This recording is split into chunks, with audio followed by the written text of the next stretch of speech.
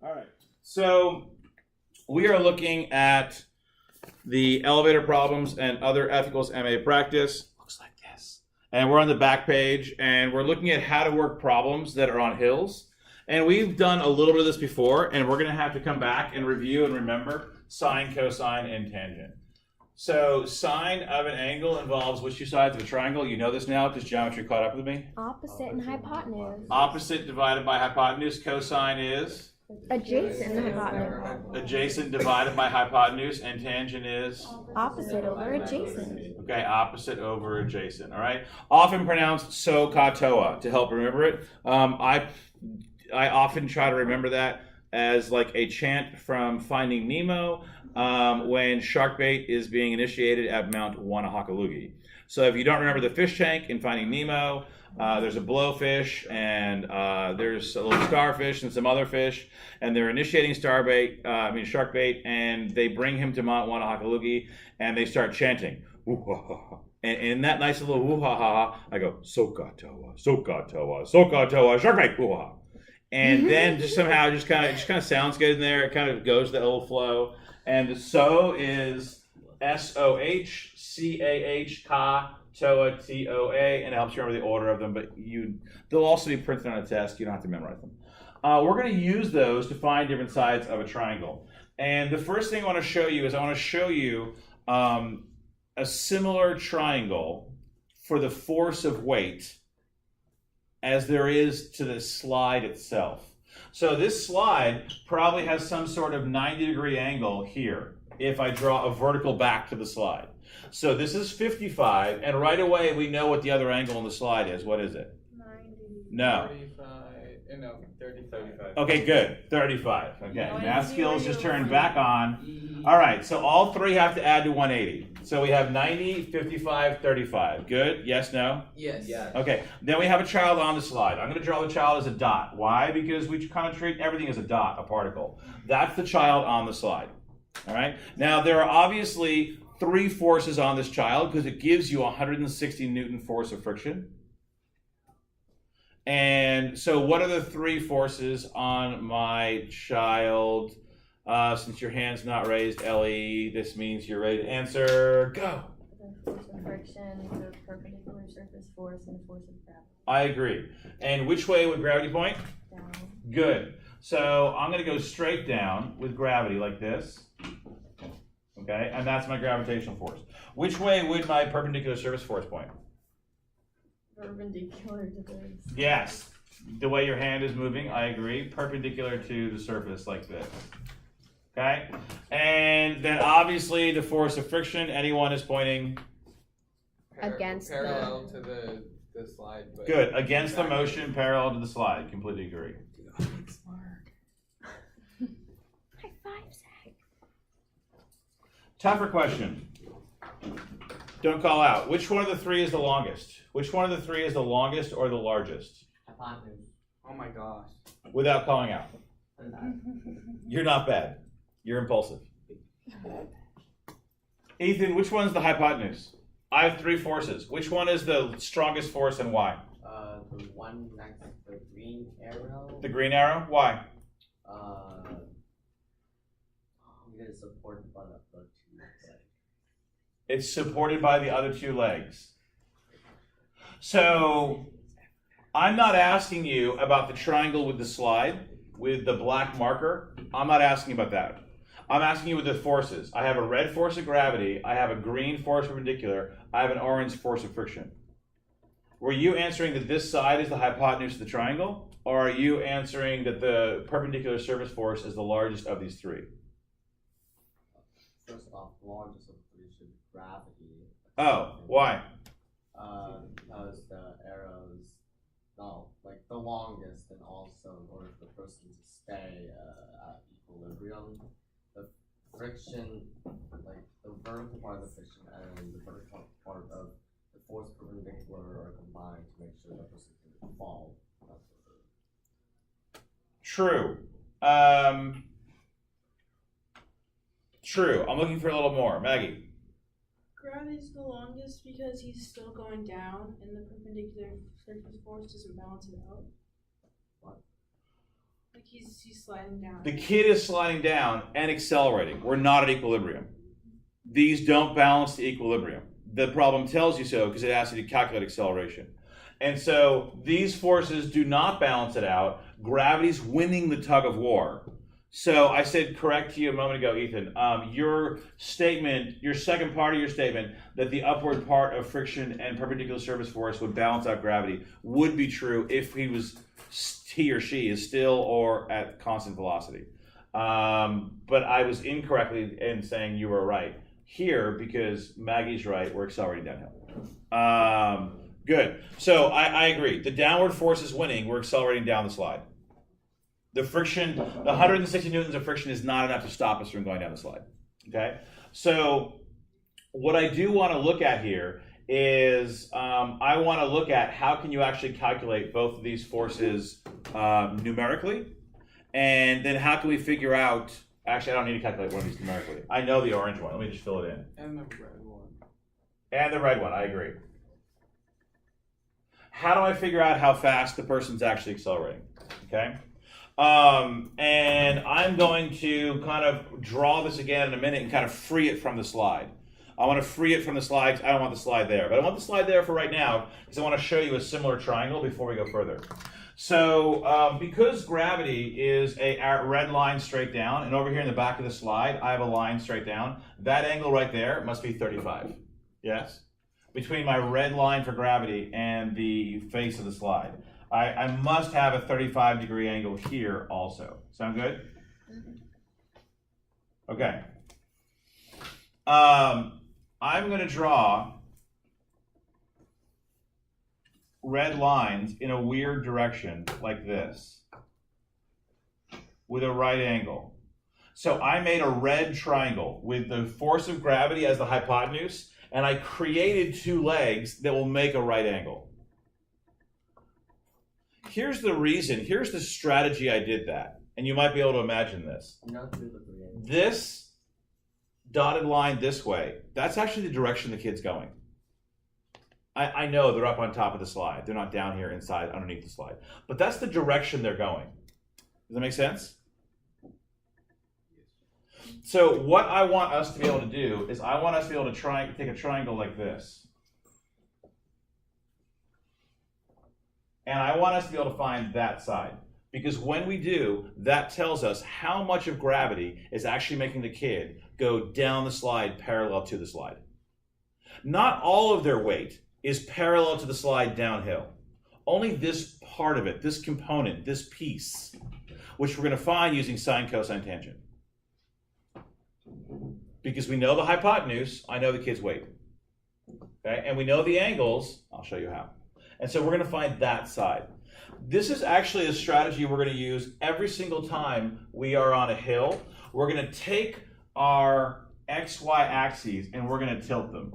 So instead of my y-axis pointing up, I'm going to have my y-axis point that way, perpendicular to the hill. And instead of my x-axis pointing the normal horizontal direction, I turn it so it points parallel to the hill.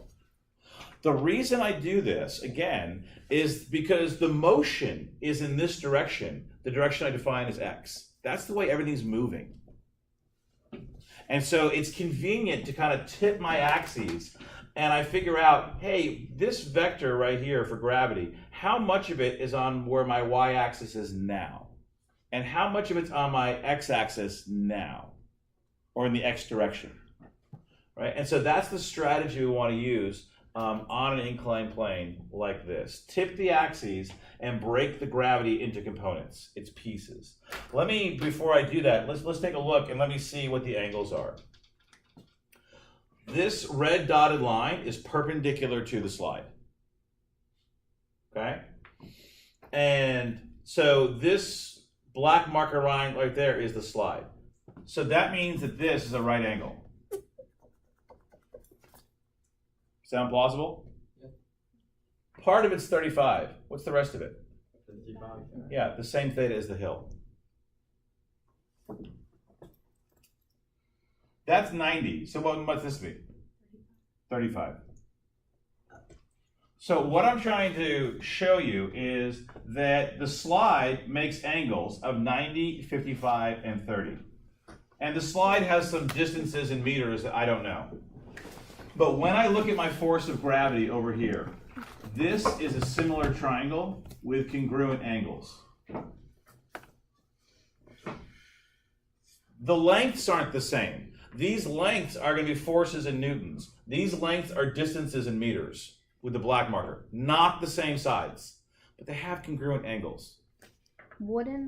Question. Yes. Okay, so would you use trig to find the part that's perpendicular to the or part that's on the y-axis, the red dotted line, and then that's congruent to the green force, so then you would use that to figure out the green force. Okay, cool. What Eva just asked is this green arrow up, is that equal to that other red arrow going down? The answer is yes. So you can use the Because remember my y-axis is this way, my x-axis is that way. On this y-axis, is the student moving on the y-axis? No. No, they're not. They're moving down the slide on the x. The student is not levitating, nor is the student crushing through the slide and shattering it like pieces. That's what I do if I sit on a slide sometimes because I'm big. Yes, Miguel. Yes. And so this axis must be equilibrium. There's no movement on this axis. We must be in equilibrium. Just the way you're sitting in your chair, you're in equilibrium right now. You're not moving up or down. And so this green arrow must be equal to that red component that way, which we're going to find in just a minute. Hey, what is the force of gravity for this kid on a slide? How much they weigh? 300. Okay, I want you to use trig right now and find me the other two sides of the triangle. You know how to do this from geometry? You already found them? All right, hang on, put your hand up. I'm glad you already found them. Some of you are like 5 minutes ahead. Beautiful. Take 30 seconds. If you have a calculator, if you don't have a calculator, please make sure you don't forget one. Like next class period or the test on Thursday, do not forget one because you ain't doing sine or cosine of 5 in your head. Yeah. Wait, do we have to have one for today? It's convenient. What are you doing? These two sides of this triangle. The hypotenuse is 300, and we have 55, 35, 90. You can use sine, cosine, tangent is the easiest way to get there. Are we supposed to find both sides? Yes. Done.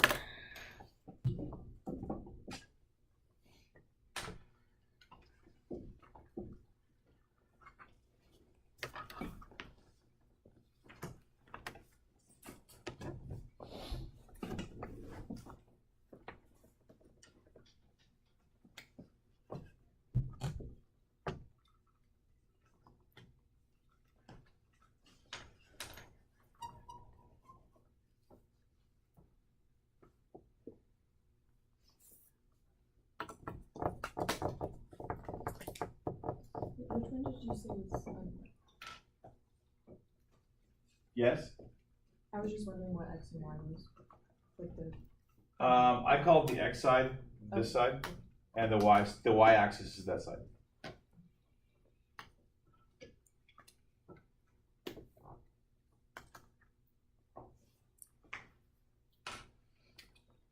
What is the side on the y axis that I About- called force of gravity perpendicular to the hill? About 172 point. It was like 172.07, but Great. 172. 172 newtons. Great. And the other side should be longer. Yeah, 245.7. Okay, so 246 if you're round.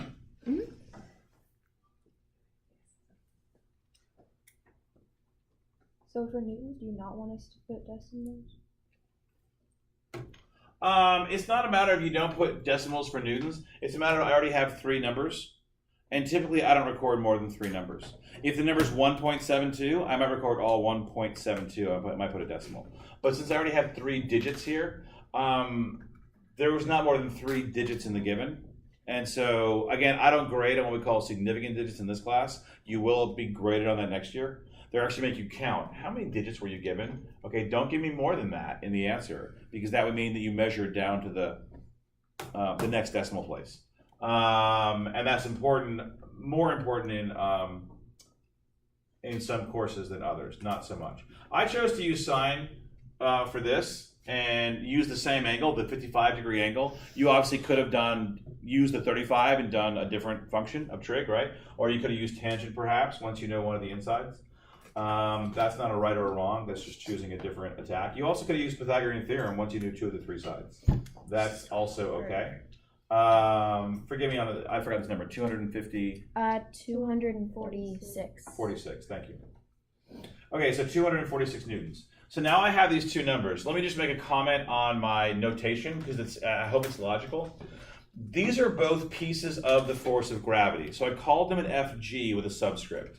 And the subscript I used for the one that's perpendicular to the hill, I called FG perpendicular. Not to be original, but hopefully clear. And the force of gravity that's parallel to my slide, going down the slide, I called force of gravity parallel. So this is how much force gravity is making the child be pulled down the slide with. I know the kids pulled 300 to the middle of the earth, got that. But some of it's being canceled, balanced, because we have the perpendicular surface force that's balancing out some of it. So the kid's actually pushing into the slide with 172, and the slide pushes back with 172. That balances or cancels some of gravity. What's left over is 246. And if in your mind, it's still kind of like, this bugs me. 172 and 246 is not 300. Well, I know, it's a triangle, right? It's a right triangle. So 172 squared plus 246 squared is 300 squared. But it adds up like vectors, like Pythagorean theorem, in triangles because we're dealing with vectors, okay?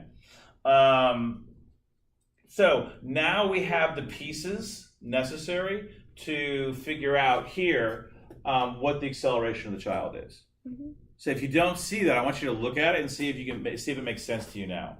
How would you find the acceleration of the child? Because now we have the pieces.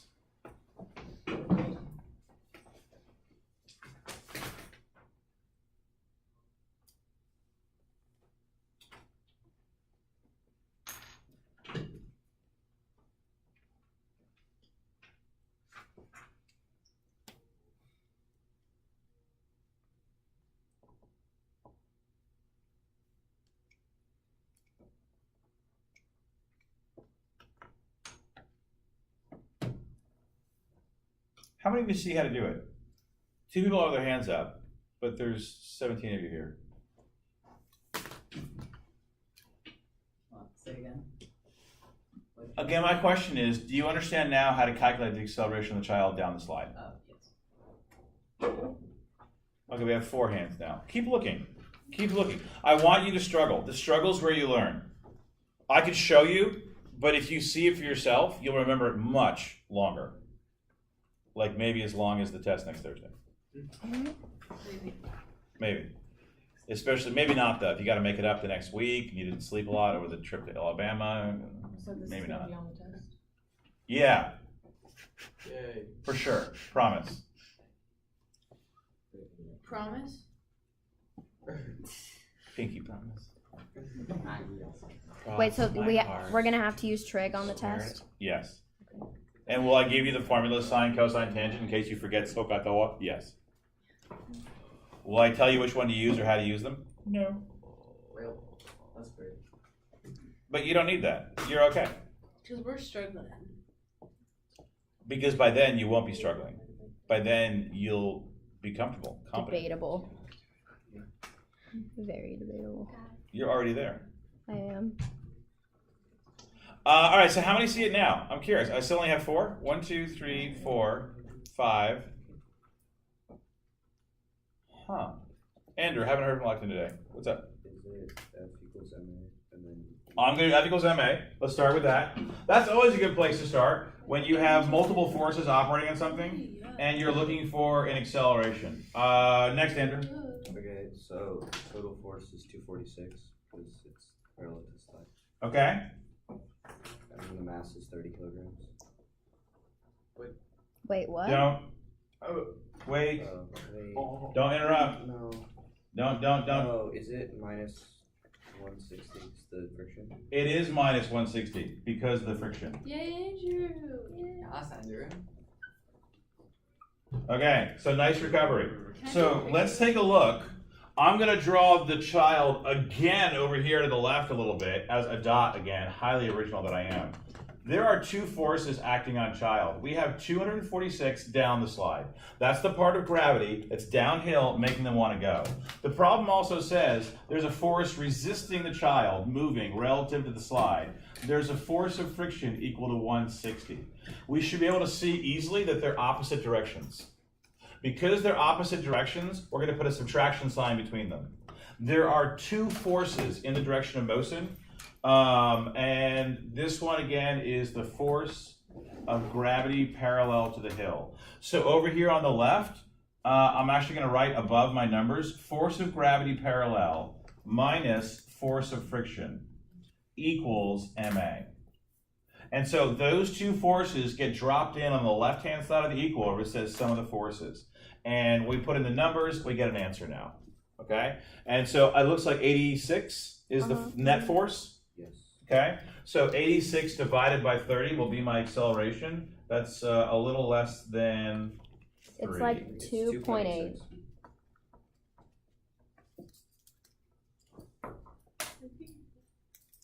2.9. Okay, so there's a couple of different skills we put together here today, and also a little bit of math that you would have picked up in a math class. The first skill, turn your x and y coordinate to match the hill. That's the first thing I do. Second, I have to recognize, remember, you will not have to prove this. This is not geometry. Please prove the theorem of congruent angles and no. Just know it's true and use it. If you break up weight into this triangle right here that I have drawn, that angle up at the top of my red triangle is always going to match the angle of the hill. Always. Why? Geometry? Because. In math class, you can't just look at your math teacher and go, it's congruent because. That's not enough. They want to see a proof. In physics, it's enough. Okay? You don't have to prove or reprove each time. So again, 55, 35, but those two are complementary, so this one's also 55. The second thing to super important to remember is that that angle is congruent to the angle of the hill, and it always will in every problem. Then you can just look at your gravity triangle, just your gravity triangle, and you can know that's the angle of the hill. This is the other complementary angle down here. Of course, it's a 90-degree angle. This is equal and opposite to my perpendicular surface force. So this perpendicular surface force that I have drawn with green marker, this equals 172 newtons. That's the magnitude, the size of it. Well, how did I get that? Because it's equal and opposite to this one. Because I'm not moving on that direction. Those are congruent. This problem didn't ask you for how hard is the slide pushing up on the pants of that little kiddo? Didn't ask you that, but it could have. And the answer would have been 172 newtons. Okay, so you can solve this triangle. Once we solve this triangle, then whatever I happen to ask you for in the problem, you can find. Whether it is the perpendicular surface force, whether it is the force of gravity going downhill, whether it's an F equals ma problem, I don't know what I'm going to ask you. I could ask you all the above. But the skills that won't change are tip your axes, that angle's congruent to the hill, solve the triangle for the gravitational components that are perpendicular and parallel, and then proceed. Question, Eva. Okay, so you only calculate the net force for the ones like parallel to the slide because it's only asking you for the acceleration like down the slide? In this problem, I only needed the 246 parallel to the slide because I only cared about acceleration down the slide. Okay, so you don't need a... How would you calculate the net force, like of the entire thing? Like for all the forces. This is the net force of the whole thing. Of the entire slide. Yeah, because the other forces cancel the equilibrium. So there's no net force on this axis.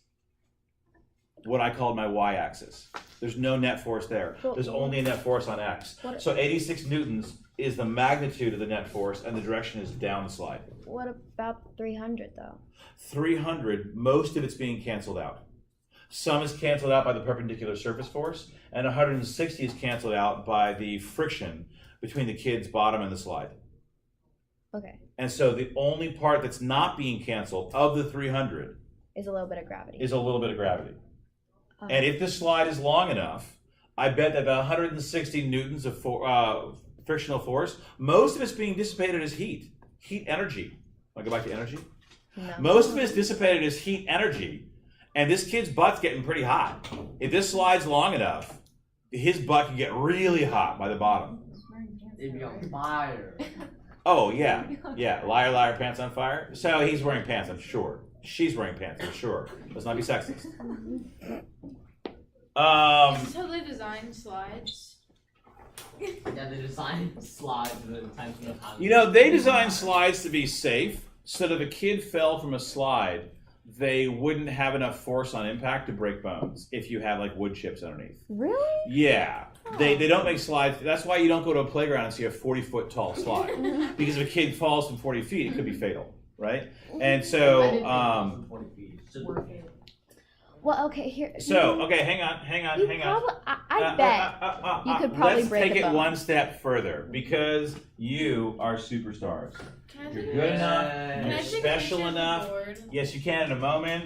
By the way, the whole thing's being recorded. There's pictures right there. Let's say this slide is 15 meters long from where the kid is here to the bottom.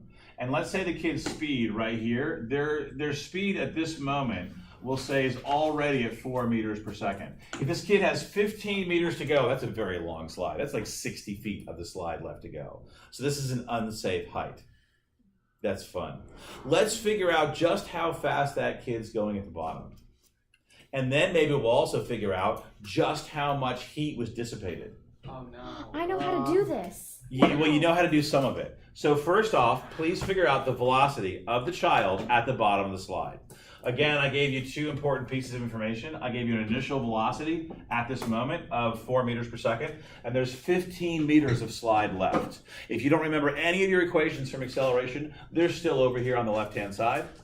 Oh my god. Okay. How If you can't read them because of the angle of the board, I will be happy to also rewrite them over here. Do not call it out loud, Ethan. Just do it all by your lonesome self. Will you have to use these formulas again on this test? Yes. Yes, you will. Of course. Why would I pass up the opportunity not to bring back in all that fun we had last month? Where's the acceleration? Excuse me? 4. I think we solved for it in the problem. Got it. Oh, I thought you meant that. I can't wait for the test. I can't wait till the test either, I Zach. can't wait to not be here. For the I test. can't wait either, Jonas. Is the test on Thursday? Thursday of next week. I won't be here. Yay, Ellie! Yeah, hell yeah. Okay. You can all come take it early, all four of you. I can't. I can't take it early. I can't take it. That was really funny look on their face. You missed it.